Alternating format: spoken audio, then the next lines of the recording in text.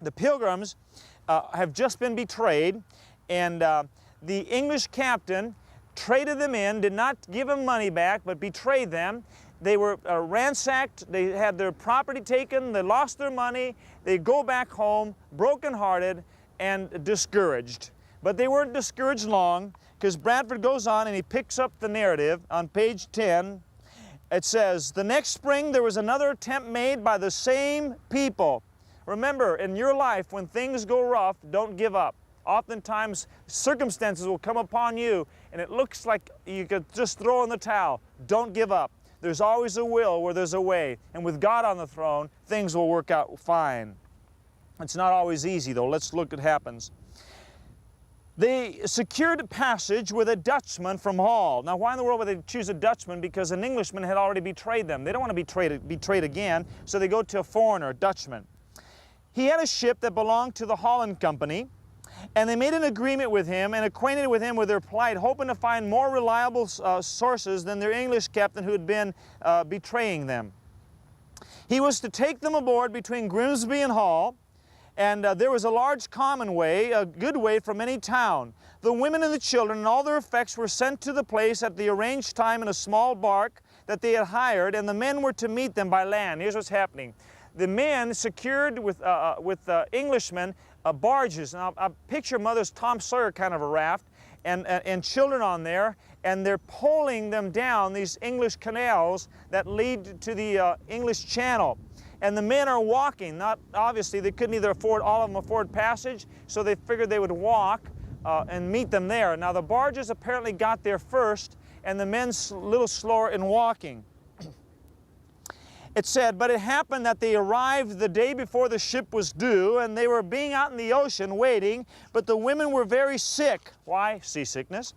"They put into a creek where they were grounded at low water. Now they said to the sailors, 'Why don't you move into the river again, and at least we'll have the mud banks to keep the wind from making us cold and being so rough with seasickness.' So the sailors thought that was a good idea, so they barged themselves into the bank area when the tide went out, and it left them stuck high and dry.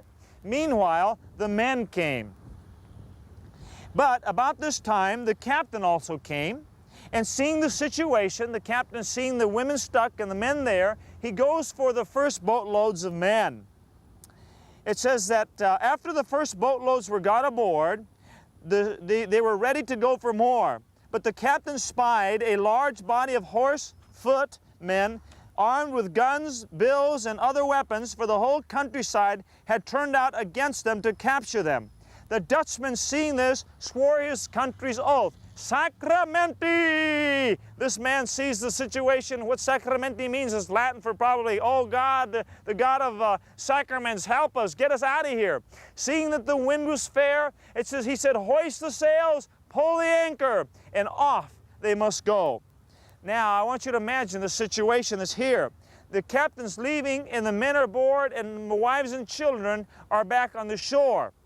Meanwhile, the English are coming after them with the guns, axe, bills, weapons to capture these good-for-nothings who have the nerve to leave England. Imagine that.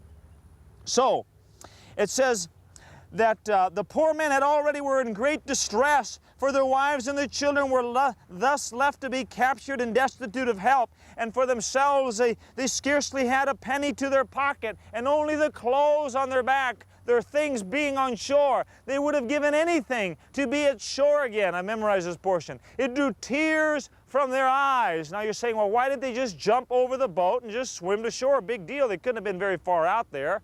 Well, that's a good question. However, it's hard to swim with what I'm wearing. And secondly, what if you can't swim very well? And thirdly, you've got like maybe 45 to 47 degree water, and when you're swimming in that, it creates hypothermia and you will drown. So the situation was such that they couldn't swim to shore.